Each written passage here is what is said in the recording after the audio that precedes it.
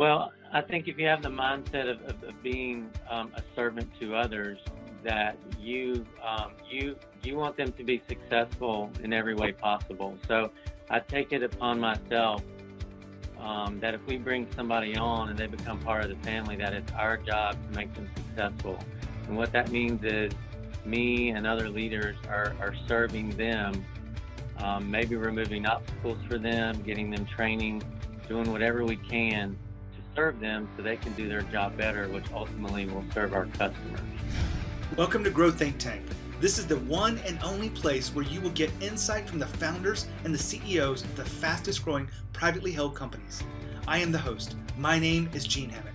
I help leaders and their teams navigate the defining moments of their growth. Are you ready to grow? Servant leadership is a powerful framework for you to think about your own leadership. It does have its drawbacks that we will look at today inside this episode, but I also want you to think about this. When you think about serving your people as a leader, it really is one of the most powerful things you can do to align people, to help them feel connected to what the company's doing, and to create the kind of atmosphere where people can actually perform at their best. And servant leadership is a very powerful style behind that. Today, we're going to be looking at that specifically with the CEO of Eanes Heating and Air. They're a two-time Inc. 5000 company. They've grown really fast, over 85 employees. We're talking with John Eanes today, and he is going to share with us his perspective of servant leadership, where it comes from. You can see where his background as a middle school teacher kind of helps him understand how to serve people and really connect with them, because as a middle school teacher, that's one of the most powerful roles that he plays, is helping people to truly see what they can't see otherwise. When you think about your leadership, make sure that you're continuing to evolve and look at other styles. You can't just be top down. Sometimes you can't be just a servant leader. But today we look at servant leadership to help you understand this style and framework so that you can actually be a more effective leader. Now, if you haven't already gotten the training that we've put together, make sure you go check that out. It is genehammett.com/training. It'll give you a quick view of what the 3 mistakes are that keep your company from growing, and it will help you grow to the next level. When you think about your own leadership, make sure you continue to evolve. Get that training absolutely free. genehammett.com/training. Now here's the interview with John. Hey, John, how are you? Doing well. I hope you are. I'm doing fantastic. Well, this is take 2, but we will get right into it. I have already introduced you to our audience.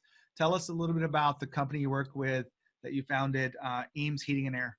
Yeah, we specialize in repair and replacement of heating and air systems in mostly residential homes.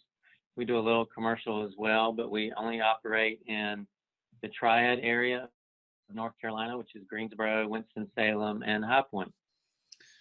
So you've grown a company pretty fast. A lot of people are proud of their growth numbers, but I want to ask you, what are you most proud of when you think about a fast-growing company? Really, when you look back, you're proud of the moments where people give you positive feedback who work for you, or they say what a blessing it's been to learn a trade and have a lifelong career. Maybe them and their spouses have been able to buy a home for the first time, or have found a home as a career. Maybe they bounced around jobs a lot, and then they finally landed on something that they love and they can put a lot of value back into the world. I get a lot of satisfaction out of taking a person who maybe used to drive a meat truck or put furniture together, or they were making burritos, and then we train them in what we do, and then they can have a lifelong skill and career out of that. So I think that's one of the things that when you look back, you're most proud of. So it sounds like you're really proud of the people that you've created as a team and probably even a family even. Yeah, it's always about the people. Even though you focus on revenue and profits and all the numbers, which I love numbers, but it's really about the people. And so if you're not making a positive impact in people's lives, then to me, it's not worth doing. Hold on for a second. John just said it's really all about the people. Now, if you really believe that as a leader, then you would be able to put your people first. And you would be able to do that to create an atmosphere for people to work at their best, to make decisions, empower them, to build trust and confidence. Those things are necessary if you want to create a company that goes beyond you. You want to create a culture where people feel like they're taken care of, they're connected, doing meaningful work. Because if they're just cogs in a wheel, if they're just showing up every day, collecting paychecks at the end of the week, then that really isn't the way you want to approach your business. In my opinion, you want to make sure that you are serving them in the right ways. Today, we look at that deeply with John, but make sure you're doing that for yourself inside of all of the roles that you play as a CEO or leader of your company. Now back to the interview with John. Well, I can appreciate you saying that. We're going to talk about the factors that has allowed you to grow so fast. I know the company's been around for many, many years, but you just made the Inc. list. Is that because you just applied, or is it just because you just had the numbers to make it? It was the first time we've applied. We've made it 2 years in a row now, and we didn't really know about it before. So I'm glad we found out about the list. Well, I will be honest. When I ran a fast growth company from 0 to 5 million, I didn't know that it really existed and didn't have time, and no one told me to do it. I was just so busy. So you're not alone for those years. John, I want to dive into this because we were talking off the air about your background, and you were a middle school teacher. So how does a middle school teacher find its way into running a very successful business? Great question. Yeah, I was a teacher, as you said. I even got a master's to be a principal. That's what I was going to do. My wife was a teacher as well. She got pregnant with our first daughter, and the district I was in, they had budget cuts, and they cut principal positions at every school. So we knew I didn't really have a chance of getting the job that year, maybe the next year. So we just decided to make a change. I came back to the family business, and I love it. I love what I do. Well, we're going to dive into some of the parts that you love, maybe even some of the parts that you have to muster through. But when you think about growing a company and creating this culture, you have about 85 employees. You had told my research team that servant leadership is kind of the dominating style of leadership. How is it really driven growth for the company? Well, I think if you have the mindset of being a servant to others, that you want them to be successful in every way possible. So I take it upon myself that if we bring somebody on and they become part of the family, that it's our job to make them successful. And what that means is me and other leaders are serving them, maybe removing obstacles for them, getting them training, doing whatever we can to serve them so they can do their job better, which ultimately will serve our customers. And when we have our org chart, it's inverted in that way for that reason. I'm on the bottom instead of most typical ones are, the president is on the top. Well, that is one of the typical differences between servant leadership, but there's a lot of like finer elements of how you engage with others and whatnot. When you think about servant leadership, what are some of the things you had to learn maybe to let go of in traditional leadership? I think you have to let go of your pride, and you have to be vulnerable and just genuine with people. Maybe you have to own up to your mistakes, what you could have done better. I think you just have to be real with them, and I think they will appreciate that, and they follow leaders that they respect and trust. A lot of people talk about being vulnerable, but they rarely are able to do it. Is there something that you can remember where if you're comfortable sharing that with us today, where you were really vulnerable and it really helped you connect with your team and align them around, some project? Off the top of my head, I cannot think of a moment or anything like that. I'm sorry. Well, it's perfectly fine. I knew I threw you a curveball. When you think about servant leadership, how do you teach that to the emerging leaders that are coming on staff? Because, I understand a good bit about the heating and air conditioning. There's a lot of crews that are going out. There's a lot of people managing different crews. How do you actually instill that servant leadership in others? I think a lot of it is by example, and then the people you interview and how you bring them on. I think you're bringing in people who think in that mindset like you, And I think everybody just has to be willing to do anything or whatever it takes. There's no attitude of others are better than anyone else. We're all in this together. And so I think it just kind of naturally, I think it just becomes part of your culture over time, the more and more that you exhibit those qualities. Are you most of the time hiring leaders, or are you building leaders from within as they get more experience, they're able to take more leadership roles in the company? Yeah, we definitely prefer building our own leaders. It's a wild card. A lot of times you bring in somebody from the outside. They may have the skill set, but they don't understand your culture.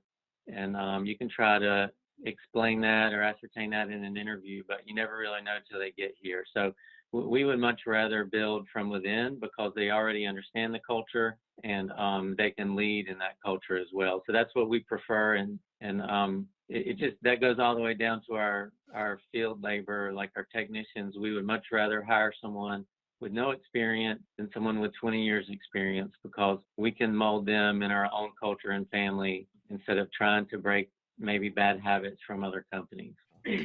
You had talked about a little bit with my team on a flexible culture. How would you define a flexible culture? I think I was referring to we went to a flexible work schedule. We basically give everybody an opportunity to have 4-day work week. They have a protected day off every week, and we've never forced a person to work on their day off. We have asked them sometimes before, but we've never forced that on them. We made a promise that will be protected, and we have held to that. So we try to be as flexible as possible with work-life balance. We know people have families. Sometimes this job does have long hours, especially in the summer. So we try to respect that work-life balance as much as we can. If you happen to be listening to this on YouTube, I'd love for you to do one thing for me. Hit the subscribe button. If you want to continue to get content like being a better leader, creating a values-driven organization, or anything that relates to growing your company, you want to stay connected to Grow Think Tank. You can hit the thumbs up, you can subscribe, you can even hit the bell notification button to make sure you don't miss an episode of Grow Think Tank. Do it now. A 4-day work week sounds pretty glorious for a lot of people who are doing something. How did you come to making that a part of the culture? Yeah, well, we had never had a lot of turnover historically, and then one year I lost 6.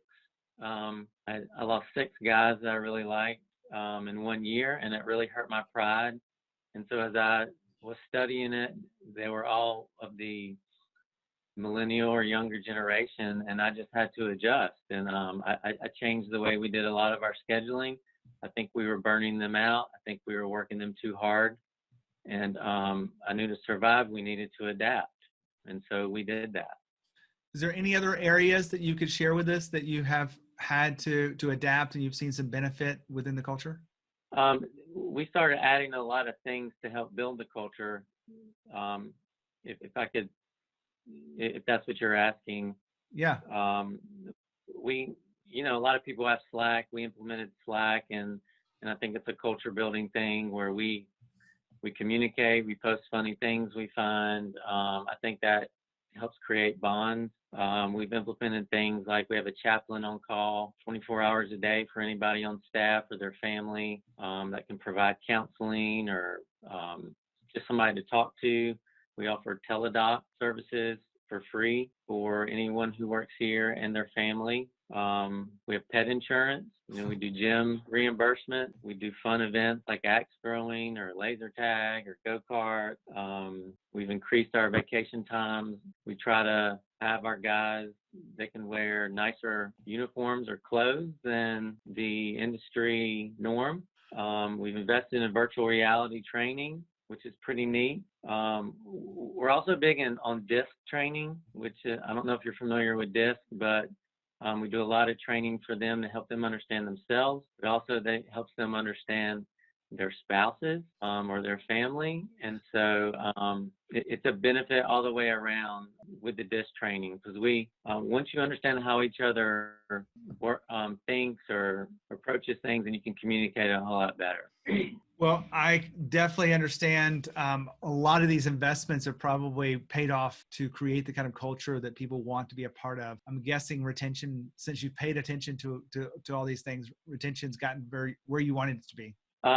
It's never where I completely want it to be, because I'm never satisfied with that. But I think we have made a lot of strides, and I feel like we're in a very high demand industry, or all the trades really. And so we really have to fight for our people. They're bombarded with offers almost daily to work at other companies. So we really want to make this the best place possible. And it is a daily goal of ours to do that. When you think about your own leadership, you've talked about the servant leadership style. Is there anything else we haven't covered that you feel like that you've done personally that makes this a best place to work? I want to give all of our people unlimited opportunities to make an income that they want to support their family. And so we try to make our pay plans. We have a lot of hybrid pay plans, or you can call them performance pay plans, where they have a lot of goals, but if they reach their goals or they do some of these extra things, that they're able to make a lot of extra income. And so I like to give them opportunity and put the ball really back in their court. You know, if they want to make more money or go after a new house or whatever it may be, that they can see a path to do that.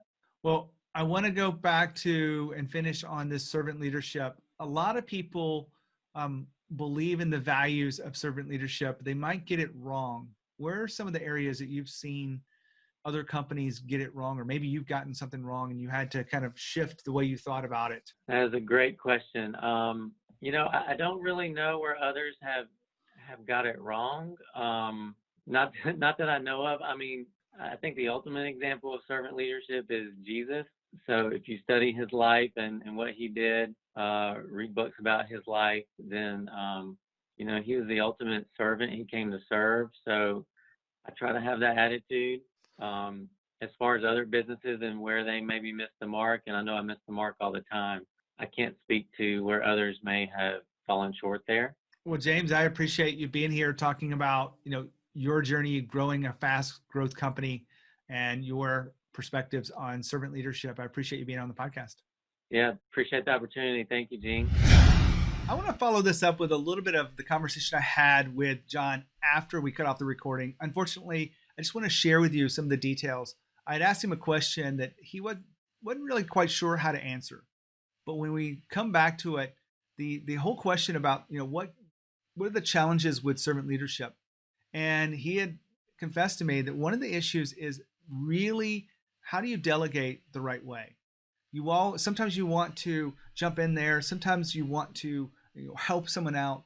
And that can actually be a detriment to the development of that employee and to their own trust and confidence. So you want to make sure that you're being careful, knowing when to jump in and when to stay back.